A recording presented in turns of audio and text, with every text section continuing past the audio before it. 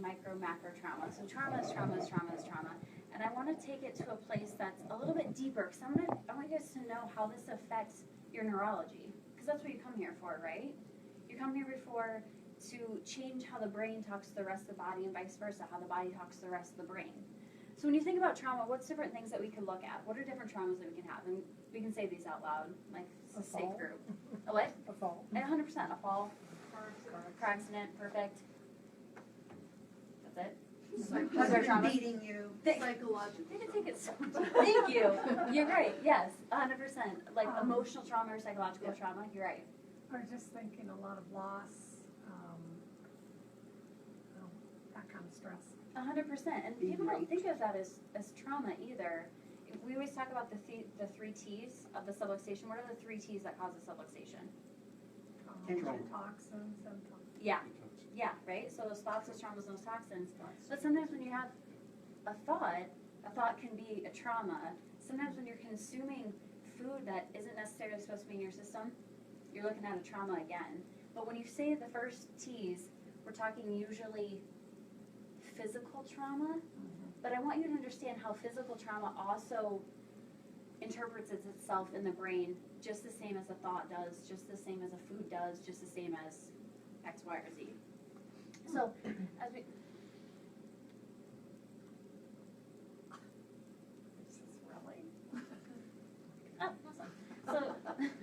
So when you go through traumas of life, I'm going to take you through the first one, because the first one is something we can all relate to. And then we're going to go a little more specific individual, but birth trauma is one of the first traumas that comes to mind when I first think about a trauma, and that's because I work with a lot of kids and pregnant women.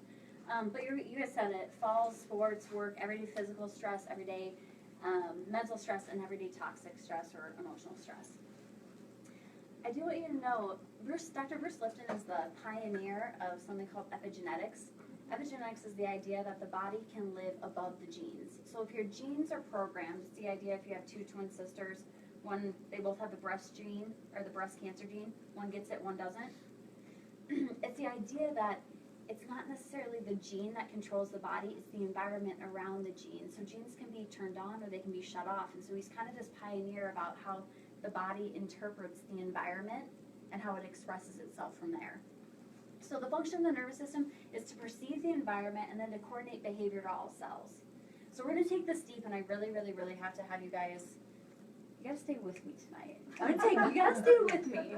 So I'm going to try to make it as fun as possible so that you can retain as much as possible. And then if anyone wants notes, let me know. But sometimes it's just nice when you say it out loud, because then you kind of talk yourself through it as well. So when we first look at this, the first thing we want to look at is macro trauma. Macro trauma means big. Macro means large. Micro means small. And the small traumas are your ones that usually happen over and over and over and over and over. We don't even think about it because there's such minute things that are happening over a long period of time that it's like, well, that couldn't have been it. I've been doing that for 30 years, so that definitely can't be it. Well, it's definitely it. But when you look at that, people usually think of a macro trauma. So birth is the first thing I want to look at, and we actually did this study. Every Monday morning we sit down and we do a study together as a group, so Calissa and Allie, and this is a study that we talked about, and the study is the birth trauma. So even with a normal birth, if there is a doctor involved that chooses to intervene himself in this process that's happening, so instead of choosing to just catch a child as it comes out, this is the process of pulling a child as it comes out.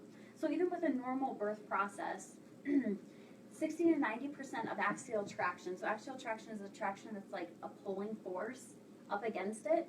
60 to 90 pounds of axial traction are going against that baby's neck. So if it's a C-section, it's even worse because now you're working against gravity. One of them's with gravity, so it kind of comes and pulls with you, so it's kind of a pull down and out. But if you go against gravity when you're having a cesarean, when you go, you have to kind of pull and twist out. So this is kind of what happens, and I had to use Hank, because why wouldn't I use Hank? So as that baby comes through, the doctor will take the head right through here, and it'll start moving, it'll start shifting, and he starts pulling. Those are subluxations that are happening. But he starts moving, he starts pulling, 60 to 90 pounds of pressure, right? And then boom, baby comes out, this is great, but then all of a sudden it's like, oh, gentle, be careful on that neck. I was like, well, of course we're going to be careful now. You just almost 90 pounds. Like you just used 90 pounds of pressure. And so, and I've watched enough birth videos where you can see the body, where the the baby starts coming out, and you can see it has to take a direction because then the shoulder has to come through. But as that child comes out, you can see as the head comes, and then you'll see him start to rotate. I've seen a doctor before. A baby will start taking direction, and the doctor will take the head and he'll move it in the opposite direction. It's like, what are you doing? Like, work with this. This knows this body knows what it's doing. I'm like, work with it here. So even watching that, having a baby come through and start taking a direction, once it takes that direction, now it's ready. It's like, boom, we could just catch it. But instead, there's this idea that you have to assist. And with that assistance comes this axial pressure. And so with that, there was a study done back in the 80s. And back in the 80s, there's something called a KISS syndrome. And I'm going to show you how this gets deeper and how this can affect neurology right out of the gate. Gutman's study of newborn in 1980 said that 80% of newborns are born with a KISS syndrome. KISS just means, it doesn't even matter. What it stands for is it stands for a subluxation. It means there's an imbalance of neurology. And they're talking about the imbalance of neurology from the occiput, or right where the brain sits, C1, C2. So, when you start looking at these are the top two bones right in the neck. C1, C2, brain sits here, and then brainstem goes right through here. When you start looking at this chart, C1, C2, you have to look at blood supply of the head, brain, pituitary gland. Pituitary gland is what controls pretty much all hormonal regulation within the body. Middle ear, inner ear, sinuses, sympathetic nervous system. Your sympathetic nervous system is what's for survival. So you have to have the sympathetic nervous system because that's what made us get this far as a species, right? If sympathetic is your fight or flight. So if a tiger is in here right now, we all know to run from this tiger. Same thing happens, and I'll kind of show you how that affects you on a daily basis. But when that gets affected right out of the gate and there's pressure onto that brainstem, or if they have this KISS syndrome right out of the gate, it kind of sets that body straight into a fight or flight, and it doesn't really get that time to not only adapt to the new world, but it can't switch back and forth easily between fight or flight and rest and digest. All right, so sympathetic is fight or flight. Say fight or flight. Fight or flight. I told you, I can't get you guys to engage. I'm like, come on. Work with us. Work with me here. So sympathetic is fight or flight. So sympathetic is Fight or flight. thank you. And then parasympathetic is rest and digest. So rest and digest. Thank you. Rest and digest. Thank you. I don't even care if you guys all do it. Rest and digest. I don't even care if it's like that. Just if we can say it, it's going to keep us in this together. So when that happens, when you start getting those sprains right out of the gate, this one's really hard for me sometimes to swallow, because for me, I'm thinking, oh my gosh, from 80% from the very start, 80% from the very start already have a disconnection between that brain and between that body, which is crazy baffling, especially as we get into this a little deeper and how it affects the body. But thinking about right out of the gate and thinking about how the nervous system works, and we're 100% made to be well. Right? There's absolutely no scientific study that says that the human being was made to be sick. None. Even if you look, you can't find it, because you know it's a look, so there's none. I'll tell you that right now. So we were born to be healthy, but then when you see that, and you see right out of that gate, there's already this interference happening between the two. For most people, or a lot of people, that being born is one of the first processes that causes that subluxation. So any loss of proper motion or alignment is called dyskinesia. Dyskinesia is the idea that you have decreased proprioception. We're going to get, this is going to be cool. Decreased proprioception, or the perception of motion, and you have increased nociception, or noxious stimuli. So, this will be fun. You guys are going to have a good time with this one. So the sensory input is coming into the brain at all time. In fact, 90% of the brain's function is just to perceive messages that are constantly coming in. So proprioception is good. Nociception is bad. Proprioception is classical music. So proprioception is Good. classical music, you guys. Calm. Classical music, I just said it. Proprioception. Scares the living daylights out of you. Okay. Classical music was the best thing that I could think of that was pretty mellow and pretty chill. Yeah. Proprioception is Classical music. thank you. Rap. No, not rap. No. That would be the other one. Proprioception is classical music. Nociception is like Metallica. And I know people like Metallica, and that's great. I love Metallica rap. But it's like, Now is rap fall in there? sure, you can put rap in there. It's Yeah. whatever you want. But it's this Jackhammer's idea. played concrete fall. Yeah, it's the idea of That's the like same thing. complete confusion and loud and utter annoyance. And I think you even hear it when I say nociception. What does that make you think of? Nauseous. Yeah, nauseous, annoying, like, nauseous, like it's gross. So when you look at proprioception is the awareness in space. It's where the body perceives itself to be. And so proprioception is incredibly useful because this is how we learn, right? If you go up here and you see that C1, C2 controls your eyes, ears, nose, throat, mouth, and then feeling of touch, and then not only that, awareness in space, well, what else is there left? How else do we learn? Negative, right? Yeah, there's nothing left really, is there? I'm like, that is how we learn. And so when you look at that, proprioception is classical music. It's calm, it's quiet, it makes sense. Messages come in like, oh, this makes sense to me. The body knows what to do with it. There's this understanding, and it becomes incredibly efficient. When there's nociception, now we're looking at Metallica. Now we're looking at loud noises. Now we're looking at rackets. Now we're looking at material that like makes you angry and kind of ticks you off and like really gets deep down and in there. And what that does is it negatively alters your perception of the world. Have you ever met a child that just seems a tiny bit too angry? You're like, why is that kid so mad? Like, you're a kid. What do you have to be mad about? You literally have to do nothing. You don't have to pay any bills. You don't have to make any of your own food. And for the first however many years of your life, you don't even have to wipe your own butt. It's like, what do you have to be mad about, really? So sometimes you're like, you meet a kid, or even an adult, so don't get me wrong, it doesn't just go away just because they're kids, and then they move into adulthood. So sometimes you'll meet somebody, you're like, why are they so just, everything just like throws them over the edge, everything makes them angry, everything is just, and a lot of times, people who are like each other tend to like each other. So I'm guessing most of you don't hang out with people like that because you're not people like that. And so as you go through a process, and maybe if that's where you were at one point, you'll find yourself start distancing yourself from those people. But you know the people I'm talking about, right? Yeah. So if the brain's focus at any given time is dealing with this input of environment, anytime you have those subluxations or anytime that awareness in space is skewed, now you have something called nociception, which is Metallica. Yeah, no. No, I can't do this anymore, you guys. No, I can't. I'm just kidding. Compared to where you have this harmony and this balance between the two, and you constantly are working with proprioception, which is that classical music. Yeah, I got it. Which is that classical music. Now the body's harmonious. I can start making all these new adaptions and all these new connections. Which is one reason when we go to adjust you, and we'll tell you when you go face down on the table, do you know that your body is ready to start making new connections? So sometimes when Allie comes in, she's like, hey, let's have you go face down for a couple minutes. You're like, I don't really want to go face down. I'm like, I get that. Because sometimes you're like, oh, this is taking forever. Even though you lay there for maybe a minute, sometimes 2, sometimes 3, which is nothing. but when you do that, it's that when that brain shuts down and it's ready to go, people start freaking out. Because we live in this world that's so chaotic and there's so many things going on. What'd you say? That's why everybody's angry and They're people so shoot up angry. places. So angry. But same thing, I mean, even after we adjust you, you have all these neural pathways that now going to be open. You just start making new connections. And so sometimes you're like, just give yourself a minute. And sometimes you adjust when you're like, you need a minute, just take a minute. But it's because those pathways are now open and you have all these new connections that can be made because that annoyance has been removed. Does that make sense? Okay. So who's responsible for proprioception? I swear this is going to come into our traumas, I promise you. So who's responsible for proprioception?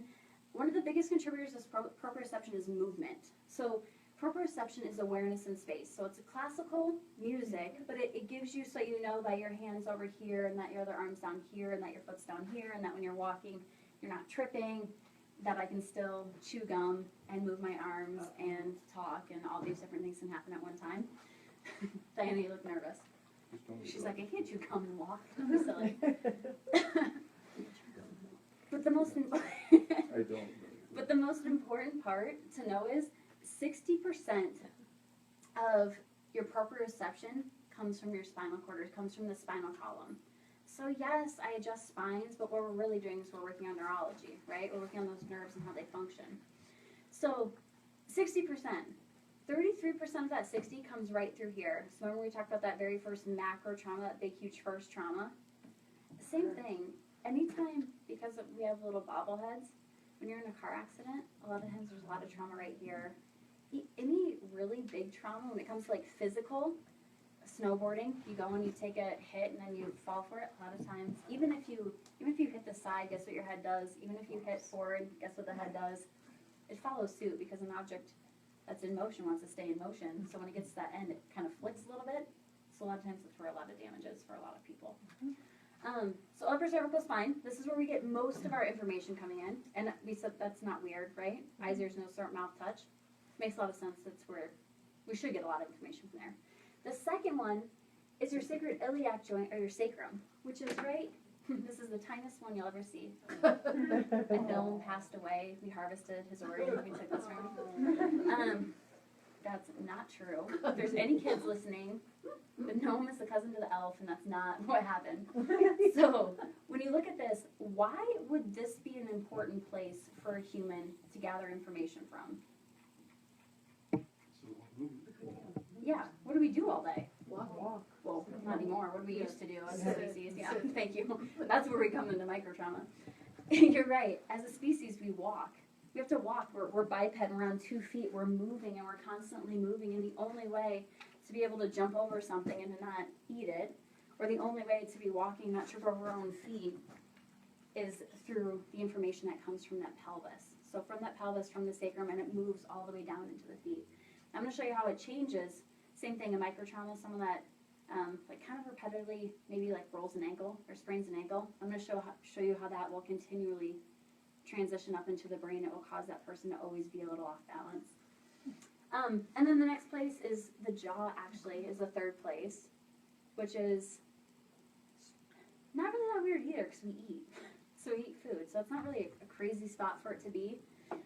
So then the jaw, and then it goes into the bigger joints, so shoulders, wrists, elbow, knees, ankles, so on and so forth, kind of fills in those gaps. So what proprioception does, or what movement does, is it charges the brain. It's actually called the most vital nutrient the brain has, is proprioception, or motion, or awareness in space. So they're actually calling it a nutrient at this point, because there's no other way that the brain, besides actual nutrients, comes in and gets charged up. What happens when you sit around all day long? Do you feel more full of life and more full of energy, or less? Yeah, you feel exhausted, right? If you're sitting at your computer all day, just hitting keys, yeah, you feel exhausted. If you're sitting on your couch, because then when you get home, you're like, I'm exhausted. I need to go home and sit longer. Yeah, I need to go home and rest from all the resting I did today. So you go home, and then what's the exercise? What motion do you get there? Just this one. Like, that's the only motion, right? Because you're sitting there. Or this. Oh, yeah, well, you're right. Or it can be like this. Two of them. Well, yeah, you can combine them. You'll do this, and I guess you'll do this. So much motion. Oh my gosh.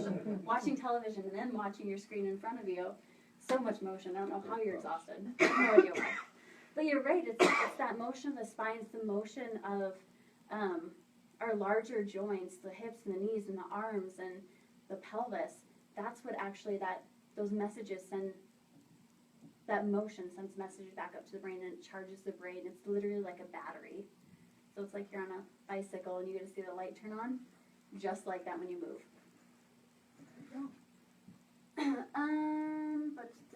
Okay, so if there's dyskinesia just means there's a lack of motion. Remember when you guys first came in, I told you we're going to go through the spine, I'm going to check for areas of fixation or restricted motion. I'm looking for lack of motion. And I told you, even during that time, I'm like, this doesn't mean you have subluxations there. It's just a place I want to come back and I want to look at. Because it doesn't necessarily mean that. The body compensates, right? The body moves and changes and it shifts and it's dynamic. But it's a place I want to come back to and I want to look. Because if this sits there for a long time, a place of abnormal motion, then you're going to go to disaffrontation, which means there's a lack of information that's coming in. So,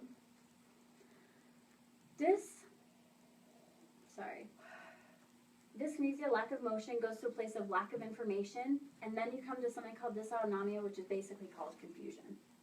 So when you have lack of motion, now you have lack of information. When you have lack of information, you have confusion.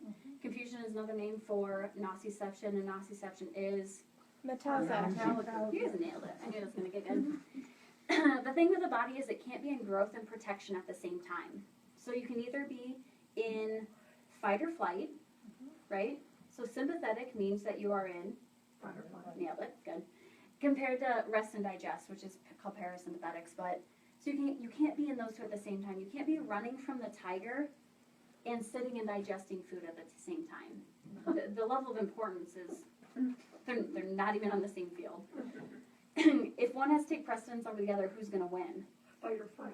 Nailed it. Yeah, 100%. You gotta get the heck out of there. So if you're sitting there and you're eating food and your immune system's high, and I have all these high cognitive thoughts like, I wonder if there's aliens. I wonder if God exists. Why am I here? And you're eating, but then all of a sudden there's a tiger. Guess what immediately leaves? Those thoughts immediately are out the door. They're gone, right? You ever met a person that's really stressed out? What are they talking about? They're usually talking about how stressed out they are. Like, because what else comes into play? They're not like, I'm so stressed out. What do you think about? And then give you some philosophical thought. And you're like, no, that's not how that works, does it? That part of their brain shuts down. And now this gets to take over. So the 3 T's, what are the 3 T's? Toxins, traumas, and toxins. Nailed it. Thoughts, traumas, toxins. Cause something called the 3 S's. Subluxation, sympathetic. Sympathetic means it puts you into fight or flight. And then from there it becomes a stress response. This is 100% all explained to you how it puts you into the stress response, but do you guys, I'm not going to read that to you. If you really want to know how it goes, Dr. Andrew goes really deep into it in his stress talk. Not taking you there. But do you guys remember, you know when you do the heart rate variability and you put your hand in and it shows you in the boxes where you sit at? That's what we're looking for. We're looking to see if for a long period of time you've been sitting in a state of massive subluxations, whether they're thoughts, whether they're toxins, whether they're traumas, whatever it may be, and how the body is perceiving those. And then seeing if it puts you in a state of fight or flight for a long enough period of time that it starts stressing you out, and then it starts stressing the body out. So that's essentially what we're looking for. I'm not taking you into that. Chronic stress or sympathetic overdrive comes in so many different forms. So there's a reason that all of these symptoms are over here. There's a reason that you're like, well, what doesn't chiropractic help? And you're like, well, chiropractic is really just there to help your body function the way it's supposed to and have the body start regulating the way it's supposed to. So when people are looking at us like, well, what doesn't help? I'm like, I don't know, what can't your body heal from? And so those are the things you have to start looking at, because the chronic stress response can come in the form of so many different things for so many different people. So these are just a couple that I wrote down because I don't think people think about that in the same way. But those little micro traumas that you have, or those massive car accidents, wherever it may be, it's causing nociception in the body. It's causing confusion in the body. And so that's always one of the things as we look at everything you do for a living and how to better place yourself or how to better hold yourself, and so that doesn't happen, or how you want to take care of it. That's what we're looking at, so that your body doesn't go into a state of confusion. Because when it starts going into a state of confusion, now we start having a stress response happening. So how does it apply to macro traumas, which are big traumas? And I'm going to show you, well, you can look at any of them. Whiplash, car accident, we already kind of went through this, how the head will flick. I'm going to show you small things that happen over a period of time. Because anytime you have a big trauma, you have to look at ligament damage. You have ligament damage, you have tendon damage, you have inflammation coming in, and it's how the body adapts to all of that, whether it stays in that period. Because if it stays like that, and the body heals in this, I don't want to say mangled mess, no. That's not what I want to say, but then I'm thinking someone in a car accident, and they have every appendage every which way, and arms over here and legs over here, and it's like, well, kind of this little mangled mess. And yes, it's going to heal because that's what the body does and that's what it's supposed to do. But when that happens, it can cause confusion in the body. So we need to look at an ankle sprain, because an ankle sprain is something, if someone rolls their ankle once, usually a macro trauma, usually something big. But then after that, have you ever hiked with someone and they'll just like roll their ankle a little bit and they'll be like, ugh. And then after that, they can walk it out after a little bit, and then it starts coming back. They're like, oh, it's okay, it's fine. It wasn't anything severe. Have you ever wondered why that happens to people? Or does that happen to anybody? It used to happen to me a lot. Yeah, I know. It used to happen to me all the time, where all of a sudden I'd be walking, and I would realized I stepped on a rock and it would just put me off just enough where like, I don't really understand how I missed that. I don't know what I was doing. I thought I was looking down, but apparently I wasn't. I don't know. But, so here's how that happens. And this is going to get really, I'm gonna make this super easy. But what happens is the joint, after you have that instability in the ankle, after you roll it that first time, right out of the gate, your messages from the brain back down to the foot have been skewed now. So now there's a disconnect between the two. There's a little nociception going on in there. We got some Metallica playing in the background. The body's like, whoa, where am I supposed to, wait, I can't hear. Somebody turn on that racket. I can't figure out what's happening. So the joint itself, its position in space is skewed. Its awareness in space is now skewed. What that does is now it causes these muscles side to side. Muscles are stupid. I'm going to be honest. Muscles aren't the smartest thing in the body. They get their messages from the nerve, and then the nerve says, okay, hey, I need you to do this, I need you to do this. And so the nerve is what tells it to do, and the muscle's like, yeah, I'll do that, no problem. Yeah, I'll take care of that. That's how muscles talk to each other. And so when that happens, now the muscle strength, when this happens, well, now the muscles on this side have become a little weak. Now these become a little tighter because now it wants to stabilize you. From there, now you have a delayed response from the nerve that comes down this side of this ankle. There's a nerve on the inner side, there's a nerve on the outer side. The nerve on the outer has been skewed. And so now the reaction time between the muscle and the brain is off. The reaction time of, even when the brain perceives it, when you go to take that step and you think that the body has it, doesn't have it because there's a delayed response now. From there, now you get balance issues and deficit side to side. Now with that, you get altered nerve function on the other side because now this one from the brain, and now this one's trying to take over what this one's supposed to be doing because now we have this delayed response. The body's like, whoa, that can't be that delayed. So now it's this guy's trying to take over what this guy was supposed to be doing. Confusion all around. And then from there, you have decreased range of motion. And when you have decreased range of motion, that's the first thing that I talked about before. You have lack of information. So it becomes this skewed perception all the way down. That's why when people sprain an ankle or even you do something to a shoulder and you have an injury, it's like, let me adjust it. It's like, nah, I don't want you to adjust my sprained ankle. I was like, I definitely want to adjust your sprained ankle. Yeah. Because if we don't, it's going to continue to be a thing from here on out. It'll always be an issue whether they think it will or not. Microtrauma. Microtrauma is definitely the most troublesome trauma because it happens over such a short, tiny little period of time. When you go to the gym and you lift weights, and now you have muscles that begin to have little tiny tears and little tiny rips in them, oh, awesome, because now you have huge muscles. But, so when you think about it that way, microtrauma not so bad, right? If you have to carry things for a job and you're carrying all day, every day, and you start getting calluses on the hands, well, there was much stress here, and there was little tears and little tiny strains to it. They start getting calluses. So now it's trying to protect you, right? So microtrauma isn't bad. The body's not stupid. It's doing exactly what it's supposed to do. But the hard part is when it comes in, when there's already nociception or confusion in the body. So when you're doing desk work all day, when you're doing computer work, when you're texting, sometimes even when you read and you like prop your head up, that's one of the worst. I know. I do it too. I hate it. I hate that I do it because I look down all day. So I look down all day, and then I get home at the end of the night, and then I read when I'm sitting in bed. It's like, great, I just tag teamed myself with two not stupid, adjusting's not stupid, two activities that are not the best for my body. And then sustained sitting, we already talked about how it charges the brain. So sustained sitting is one of the absolute worst microtraumas you can have. And I already went through how that works when you have a desk job and then you go home because now you're exhausted. Now all you want to do is rest, and so you rest by sitting again. Sitting is the new, does anyone know? Smoking. Nailed it. Smoking. It is. Smoking. Sitting's the new smoking.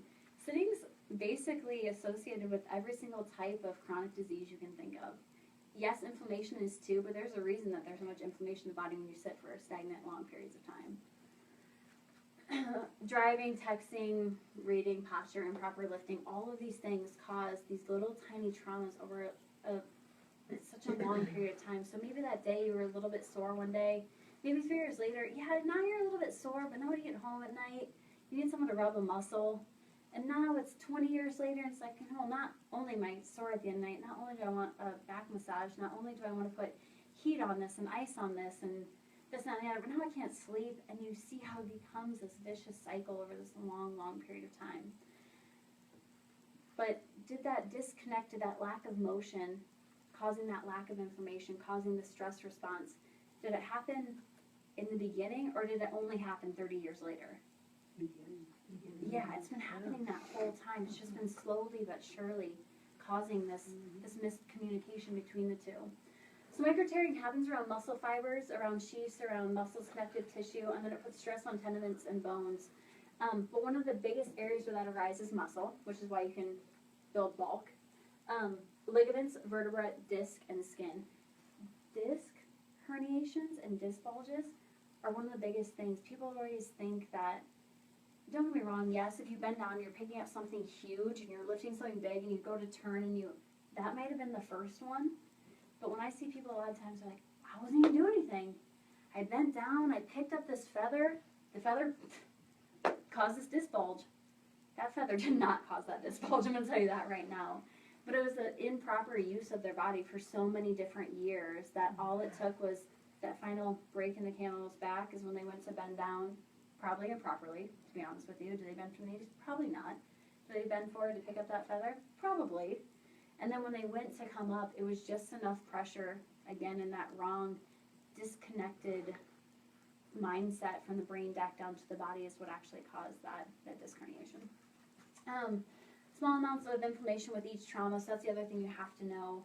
They already said that trauma or inflammation is with every single chronic disease is chronic inflammation. So you have to think, if you have tiny amounts of inflammation all over the body, chronically, daily, in the same areas over and over and over and over, then again, you can think chronic disease, or you can think of the body breaking down, because that's what it's doing. And then loss of spinal curves, loss of proper motion.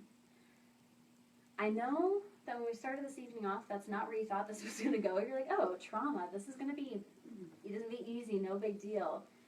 Trauma, how is that even going to affect, yeah, trauma causes pain, and pain is why I go to the chiropractor, and it's so much deeper than that.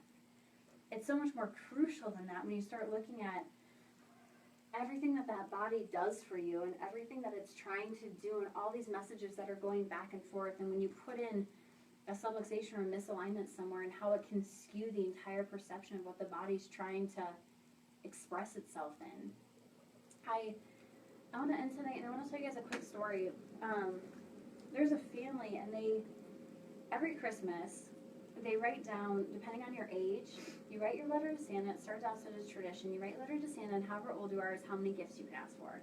Which is cool, because normally as you get older, you get less gifts from Santa. Everybody knows that. There seems to just be a point where they immediately stop. You get to a certain age, and all of a sudden there's none left. Weird.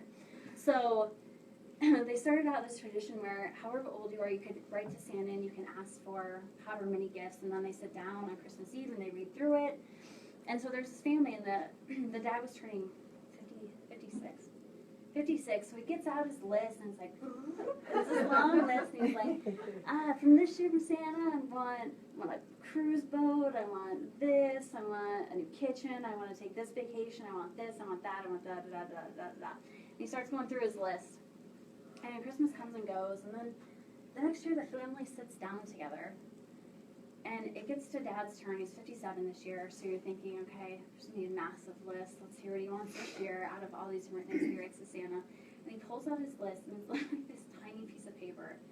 And he got to the point in his life where maybe he wasn't taking care of himself, or maybe he thought he was, but it wasn't to the point where he needed to. And he opens up this list, and he literally wrote down, all I want this year is my health back. And that was it.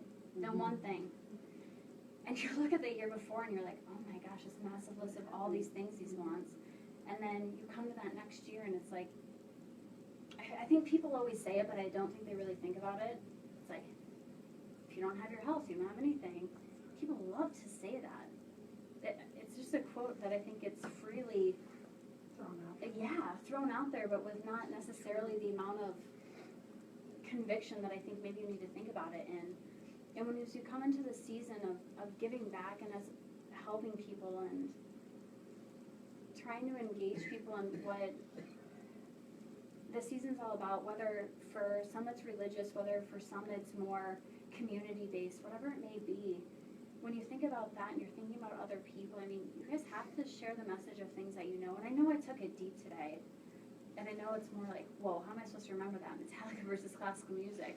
But I tried to make it as easy as I could. But when you're looking at those things, you guys have information to share. You guys have knowledge to share more than I would put any of our patients up against some of the most educated chiropractors here in town. Against their patients, for sure, we'd smoke them. I have no qualms about that. We would. I have no qualms about that. If we sat down test for test, sorry, you guys are going to lose this one. I apologize for that, but it's going to happen.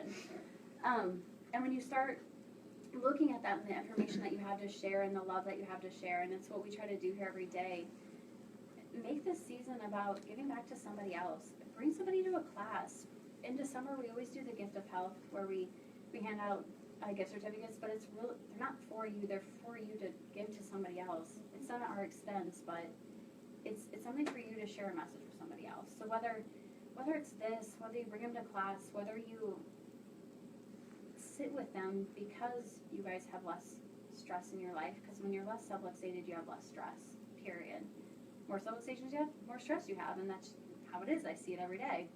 And so with that, you guys have more thought, you guys have more love to give, and I just want to end with that this evening, okay?